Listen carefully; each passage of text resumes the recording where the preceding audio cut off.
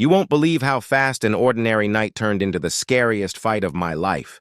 The kind of story that makes you second-guess every shadow in your neighborhood and wonder just how many people are out there pretending to hold power they don't actually have, and how far they'll go when they think no one will stop them. My son Jacob is 16, tall for his age, but still with that lanky teenage look, and he'd just finished a late evening shift at the diner where he busses tables. It wasn't unusual for him to walk the 2 blocks home, headphones in, hoodie pulled up against the cool California air. We live in a quiet suburb, the kind where most folks know each other and where trouble usually means a raccoon digging through your trash can. But that night, the trouble didn't wear fur and claws. It wore dark uniforms with cheap patches and carried the false authority of fake HOA cops. According to Jacob, it started when a black SUV with tinted windows rolled up beside him, silent at first before the headlights blazed to life, throwing him into stark white light like a deer caught mid-step. The doors flew open and 2 men climbed out, their movements sharp, rehearsed almost, like they'd practiced this scene before. Their sleeves bore patches with the letters HOA Enforcement stitched in jagged thread, the kind of thing you might order online from a costume store.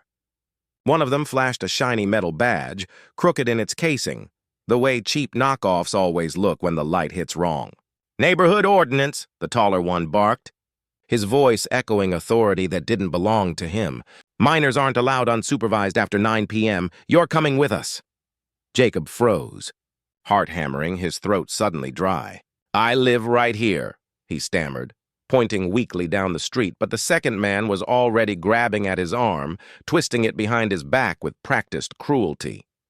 His backpack slipped off his shoulder, falling to the ground with a dull thud, and his phone clattered out of the pocket of his hoodie. Thinking fast, Jacob kicked it under a nearby bush before either man noticed, a silent act of rebellion that would turn out to be the key to unraveling everything. They shoved him into the back of the SUV, windows dark, air thick with the smell of stale smoke and gasoline. Jacob's mind raced.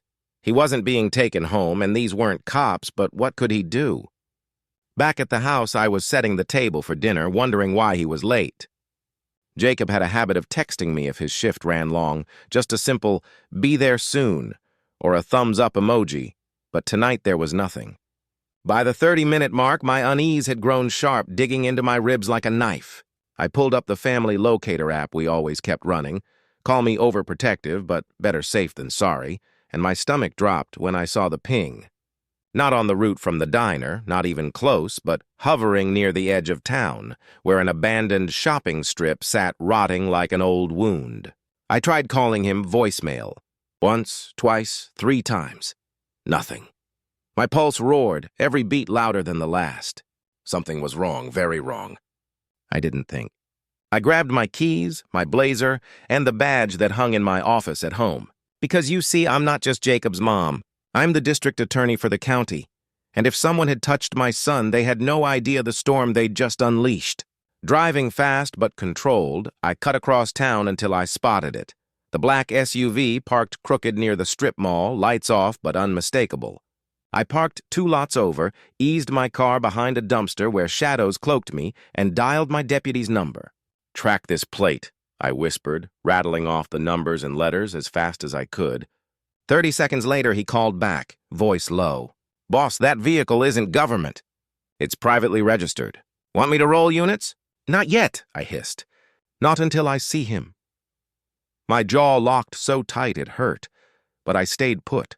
Eyes narrowed on the broken windows of that abandoned office building. Through one of them, I saw movement.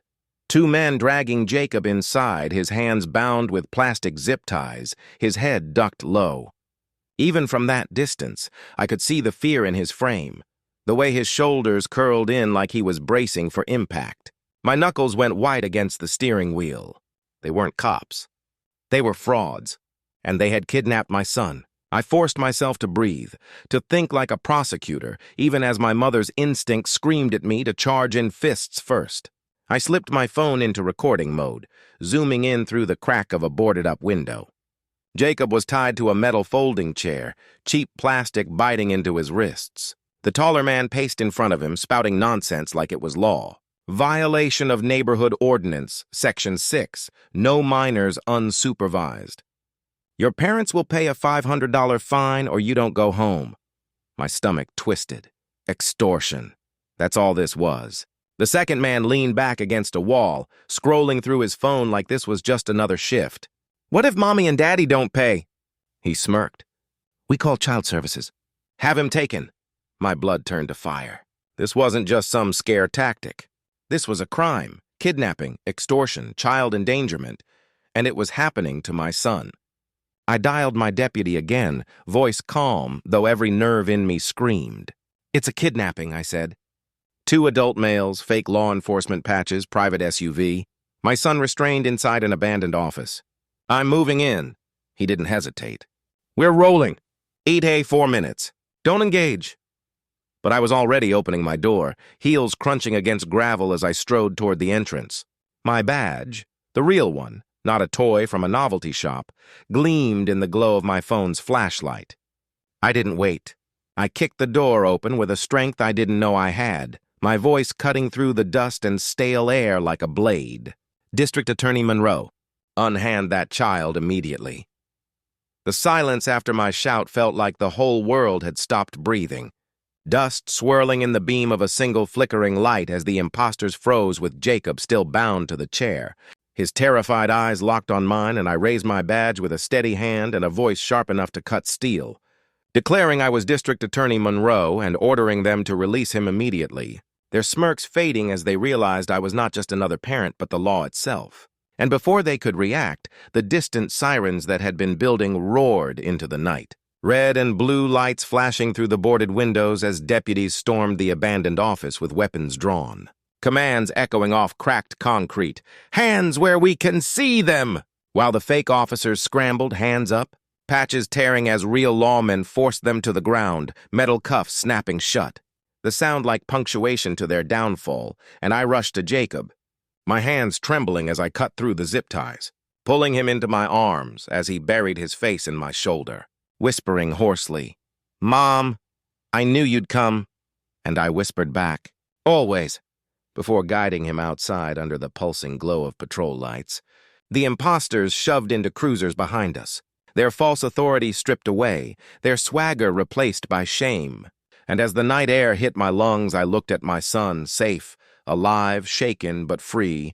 And I knew this wasn't just about stopping a fake HOA or rescuing one boy. It was about sending a message that real justice doesn't bend to fear. It doesn't break under lies, and no matter how deep darkness tries to hide, the law will always find its way in.